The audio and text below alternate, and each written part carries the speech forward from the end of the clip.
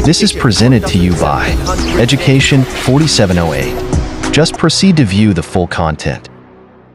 Disclaimer: the content on this channel is meant only to provide helpful insights, tips, and information on certain subject or topic. While we strive to provide accurate and up-to-date knowledge, this is not a substitute for professional advice. Always consult a qualified expert or professional for your specific needs. We encourage you to use this content as a guide for learning and additional information. If you think this does not fit what you want, please skip the video.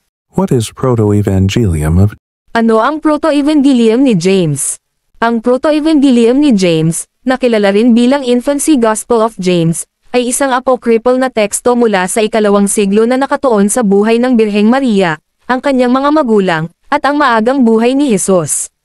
Bagamat hindi itinuturing na canonical, hindi bahagi ng opisyal na Biblia, ito ay nagkaroon ng malaking impluwensya sa tradisyong Kristiyano, lalo na tungkol sa maagang buhay ni Maria at ang pagsilang ni Jesus.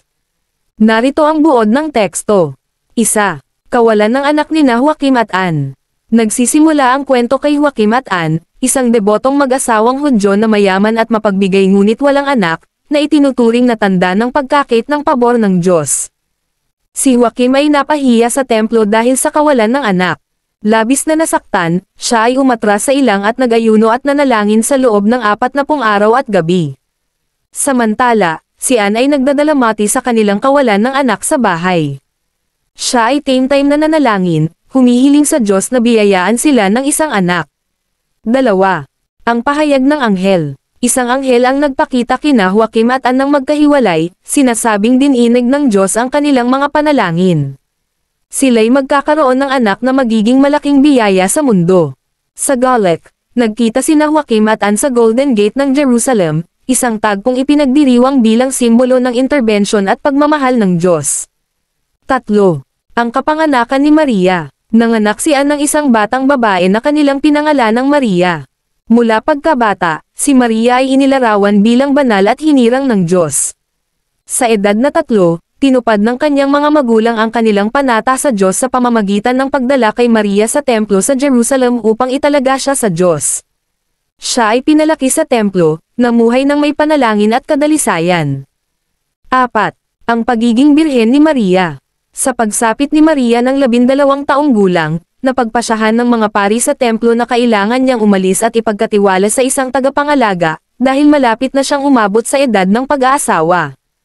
Humingi ng gabay ang mga pari sa Diyos at napili ang balo na si Jose, isang matuwid na lalaki, bilang kanyang tagapangalaga.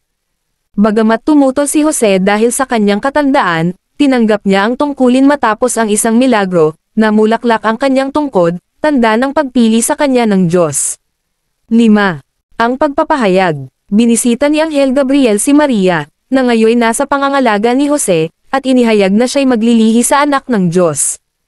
Mapagpakumbabang tinanggap ni Maria ang misyon, sinasabing, "Mangyari nawa sa akin ayon sa iyong salita," Lucas Kapitulo 1 versikulo 38. 6. Ang pagdududa ni Jose at pahayag ng anghel. Nang matuklasan ni Jose na si Maria ay nagdadalang tao, siya ay nalungkot at inakalang siya ay nagtaksil. Plano niyang tahimik na iwan si Maria. Gayunpaman, isang anghel ang nagpakita sa kanya sa panaginip at sinabing ang bata ay ipinaglihi sa pamamagitan ng Espiritu Santo. Tapat na tinanggap ni Jose ang kanyang papel bilang tagapangalaga ni Maria at ama sa lupa ni Jesus. 7. Ang paglalakbay patungong Bethlehem at kapanganakan ni Jesus. Naglakbay sina Jose at Maria patungong Bethlehem para sa census ng mga Romano. Nanganak si Maria kay Jesus sa isang kuweba o sabsaban, na napapalibutan ng mga hayop. Binibigyang diin ng teksto ang milagroso at banal na likas ng pagsilang. 8. Pagdalaw ng mga mago at paghahabol ni Herodes. Bumisita ang mga mago, pantas, sa banal na pamilya, dala ang mga handog. Samantala, si Haring Herodes, na natatakot sa propesya ng isang bagong hari, ay nagutos ng pagpatay sa lahat ng sanggol na lalaki sa Bethlehem. Binalaan si Jose sa panaginip na tumakas patungong Ehipto kasama sina Maria at Jesus, upang tiyaking ligtas ang bata. Kahalagahan at pamana. Ang Proto-Evangelium ni James ay nagbibigay ng mayamang detalye tungkol sa maagang buhay ni Maria, ang kanyang mga magulang, at ang mga pangyayari sa paligid ng pagsilang ni Jesus. Bagamat hindi bahagi ng opisyal na Biblia, nakaimpluwensya ito sa maraming tradisyong Kristiyano, kabilang ang Ang mga pangalan ng mga magulang ni Maria, Joaquim at Anne. Ang konsepto ng paghahandog kay Maria sa templo, ipinagdiriwang bilang kapistahan ng paghahandog kay Maria tuwing ika-21 ng Nobyembre.